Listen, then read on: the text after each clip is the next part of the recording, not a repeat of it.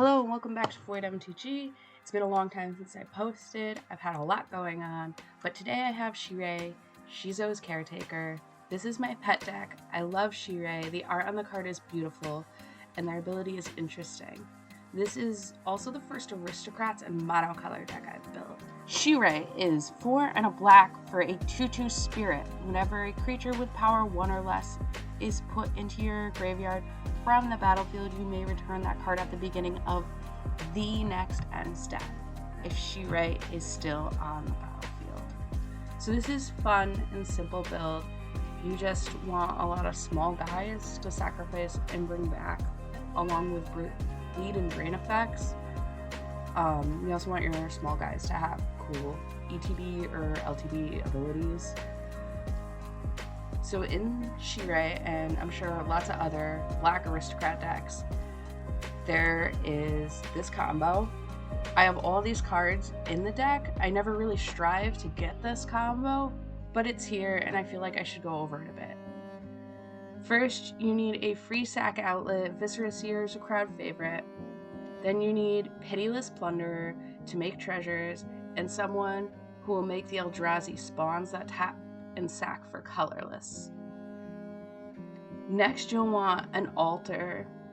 Ashnod's will give you 2 colorless, negating the need for the spawn spewers, or Phyrexian will give you 1 color mana.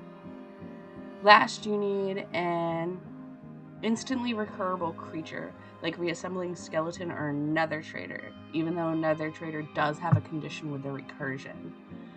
A lot of the pieces are interchangeable with each other, so you do not necessarily need all these cards, but density of effects is always good.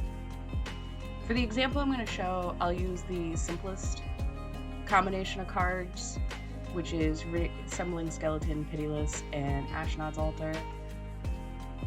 So they're all on the field. We'll sack the skeleton to the altar to add 2 colorless. The death will trigger Pitiless, making a treasure. We're going to sack the treasure, adding a black, and using 1 of the colorless from the altar to bring back Reassembling Skeleton to the field from the yard. This creates an infinite loop, netting you 1 colorless each time. If you have something like Blood Artist out, you'll just drain the table. Everybody will die. Or if you want to be really spicy, you could switch Ashnod's Altar for Altar of Dementia and add Pana Ulamog, or another one that makes the Eldrazi's, and now you have 2 death triggers from the skeleton and the spawn, as well as infinite mill, so just mill everybody out.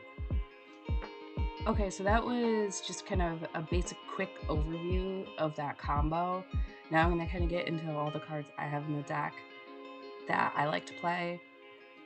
First up, I have Bleed and Drain effects, which are a huge part. When an apprentice enters the battlefield, we want to make a servo with her ability. So we have a servo to sack and her to sack because she is 1 power. And when we bring her back on the end step, we could just continue to make servos. Much like Marionette Apprentice, but better, is Thingang Lieutenant. He is the real MVP of the deck. Every turn, I do a minimum of 3 damage with Thingang Lieutenant with his 2 Gabos that come in with him. And you just keep bringing him back with Shivito is here because he is a 1 power and the deck gains more life than my Abzan Life Gain deck sometimes. Gary is a fantastic late game play. Since we are mono black, he's going to drain for a healthy chunk of life from our opponents. Meat Hook, another great drain effect. I rarely use Meat Hook's ETB since I have a lot of small guys and they all pretty easily die to it, and I can't go above 2 because Shirei is a 2/2. There's the classic Drainy Boys, Zulaport Cutthroat, Blood Artist, and Bastion of Remembrance. Bastion's an enchantment, unlike the others, but he will make you a 1/1 soldier, which we could sacrifice. Last is probably one of the funniest things in the deck, which is Tree of Perdition. It's 3 and a black for a 0/13 plant with Defender that we can tap and exchange target opponent's life total with Tree's toughness. Then Disciple of Griselbrand is 1 and a black for a 1/1 human cleric that we could pay 1 to sacrifice a creature and gain life equal to the sacked creature's toughness. So you probably guessed it. We're going to tap Tree of Perdition to exchange an opponent's life total. Most likely the opponent with the highest life total. They'll go to 13. Then we will sack Tree to Disciple of Griselbrand, gain a lot of life. And then it will come back on the end step. And we could just do it again if no one stops us. The mono black ramp in this deck goes really hard. Which is great because my commander costs 5. And it's usually taken out like 3 to 5 times a game. So most of the land is basic swamps, but Nykthos and Cabal Coffers will double the mana for 2. You always just want to make sure that you're netting more than you're paying. Cryptghast has all our swamps tapping for 2, and Jet Medallion will make our black spells cost 1 less. So will Bantu's Monument, well draining our opponents.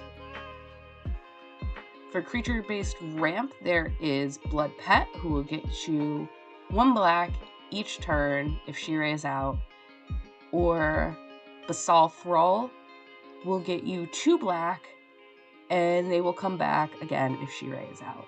Basal Thrall has like 4 different arts from Fallen Kingdoms, but I think this Contortion Witch is probably the best one.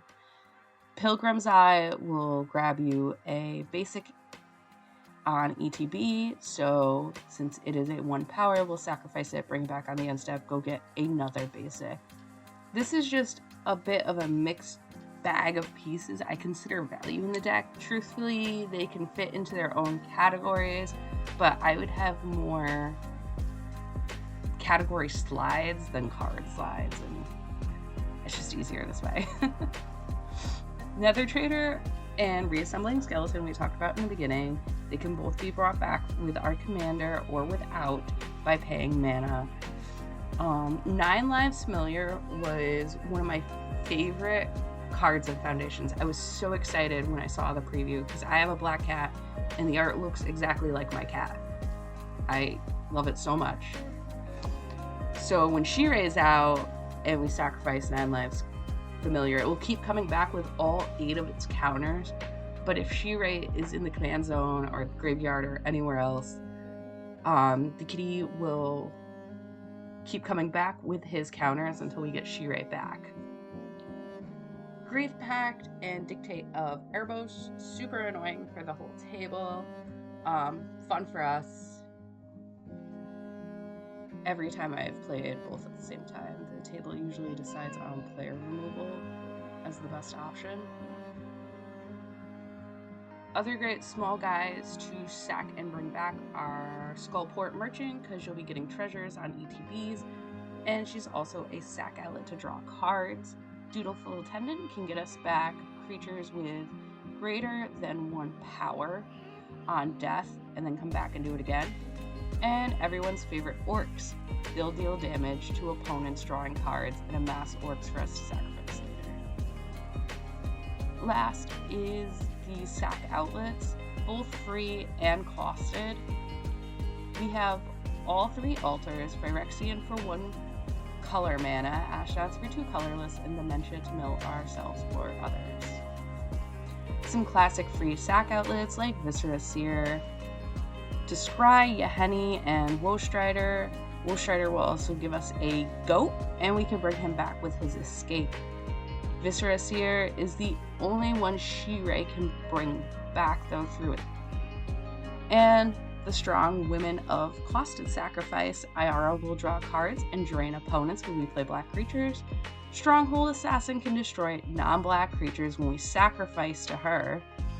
And Priest of Forgotten Gods will bleed our opponents, draw us cards, and add 2 black mana. All for the low price of sacrificing 2. Thank you for watching. I'll put the full deck list in the description. Again, it's been a bit between this and my last video. I'm going to try to do it more regularly, but